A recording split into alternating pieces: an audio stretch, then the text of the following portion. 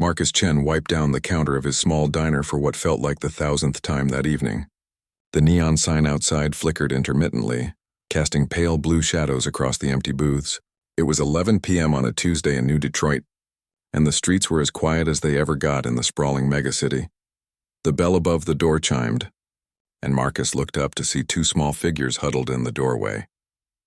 Girls no older than 8 or 9, their clothes tattered and faces smudged with dirt. Their eyes, however, caught the light with an unusual violet shimmer that made Marcus pause. "We're closed," he started to say, but the words died in his throat as he saw them shiver against the cold rain that had begun to fall outside. The taller of the two stepped forward, her chin raised with what little dignity she could muster. "Please, sir, we haven't eaten in 2 days. We can work. We can clean or—" Marcus raised a hand, already moving toward the kitchen. "Sit down, both of you."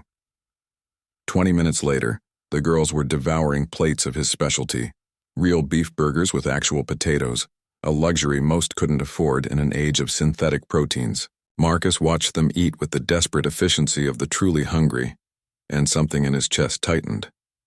"What are your names?" he asked gently. The older girl swallowed her bite carefully. "I'm Lyra, this is my sister Nova. And where are your parents?" Lyra's eyes darkened, those strange violet irises seeming to glow brighter for just a moment. "Gone, we're alone now." Marcus didn't press further. He'd seen enough orphans in his 40 years to know when to let silence speak. Instead, he brought them dessert, real ice cream, something even he rarely indulged in. When they finished, Lyra reached into her pocket and pulled out a small, crystalline object that seemed to catch light that wasn't there. "We can't pay with money, but please take this. It's important to us, but you've shown us kindness when no one else would." Marcus shook his head. "Keep it, the meal's on the house. But listen." He scribbled an address on a napkin. "This is the shelter on 5th Street. Tell them Marcus sent you.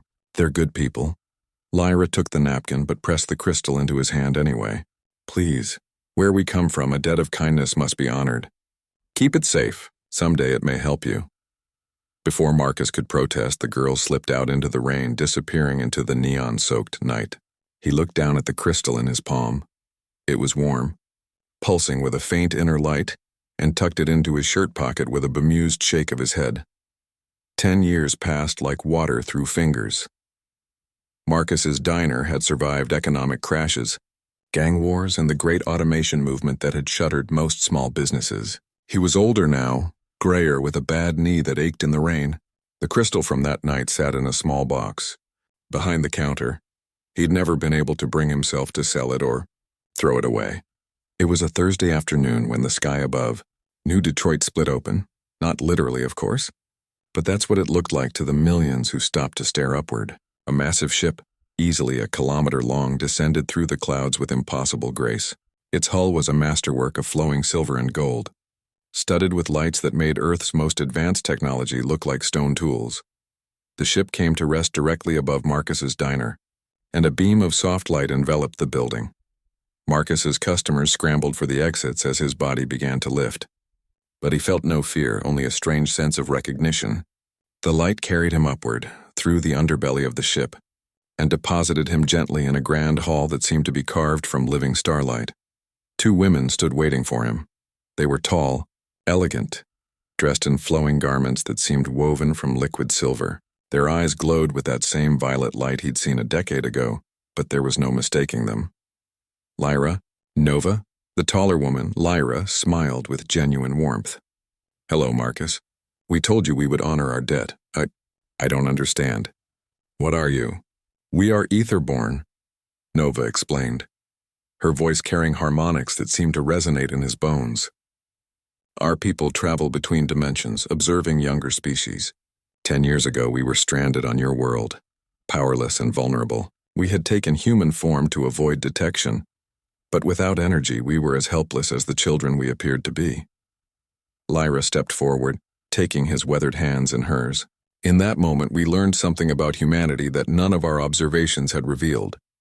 You saw 2 hungry children, different, strange, clearly not entirely human, and you didn't hesitate. You didn't question. You simply helped. It was just a meal," Marcus said quietly. "No," Nova said firmly. "It was everything.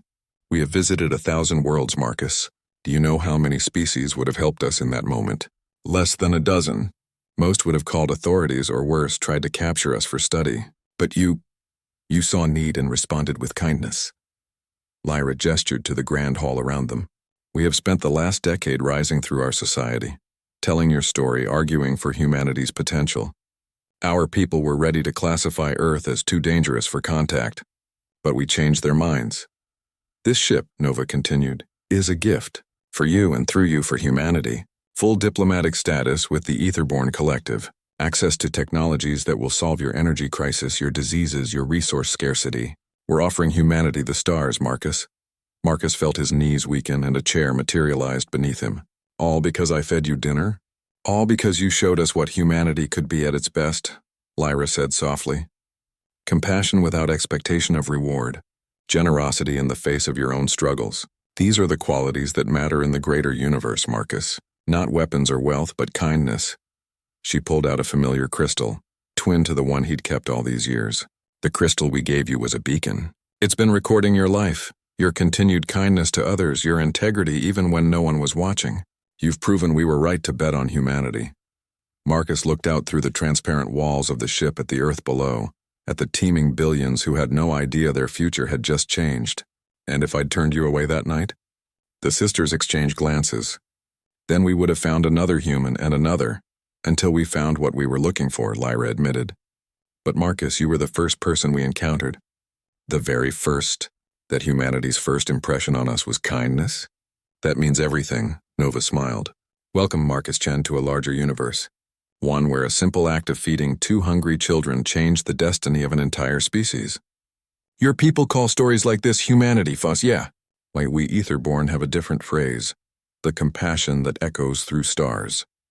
As the ship began to broadcast humanity's invitation to the galactic stage, Marcus thought about that rainy night 10 years ago, about a simple decision to help rather than turn away. He'd thought he was just being decent, doing what anyone should do. But in the vast tapestry of the cosmos, sometimes the smallest threads weave the grandest patterns. Sometimes, all it takes to change the universe is a hot meal and an open heart.